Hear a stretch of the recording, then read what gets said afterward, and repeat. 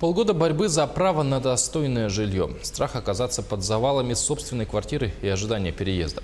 Мы продолжаем следить за судьбой многодетной семьи из поселка Махсагалох, которая ждет переселения из аварийного дома по федеральной программе. Мать с тремя несовершеннолетними детьми наконец обустроилась в маневренном фонде. Условия проживания проверила уполномоченный по правам человека в республике Сардана Гурьева. Рассказывает Виолетта Засимова.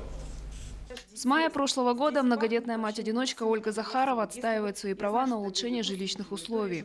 Напомним, героиня сюжета с тремя несовершеннолетними детьми проживала в аварийном доме по улице Молодежная, 15, где расходились полы, трескался потолок, были проблемы с электроснабжением. Опасаясь за жизнь и здоровье своих детей, Ольга попросила у администрации поселка временного пристанища до того момента, как заработает второй этап программы по переселению граждан из ветхого и аварийного жилья.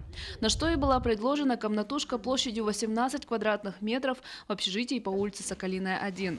Однако условия предоставленного жилья немногим отличались от тех, в которых семья проживала. Надо пожалеть. Не дай бог сюда ее пустите, все.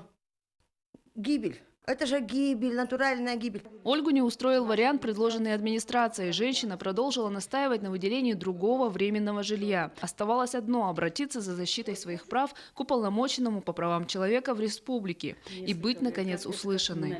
Омбудсмен взяла на личный контроль ситуацию и добилась, чтобы семью переселили в достойное временное жилье.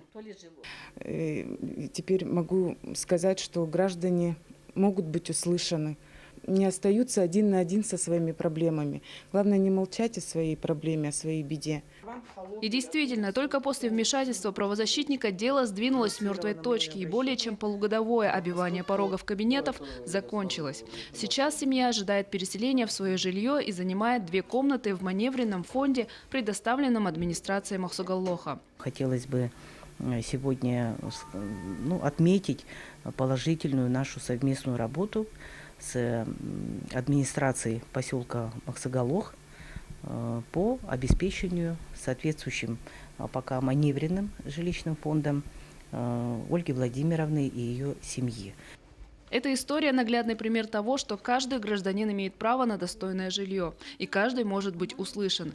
Главное – не молчать и знать свои права. Если органы власти, правозащитники и граждане будут слаженнее взаимодействовать в решении возникающих вопросов, как показала эта история, то и жить, скорее всего, станет гораздо проще.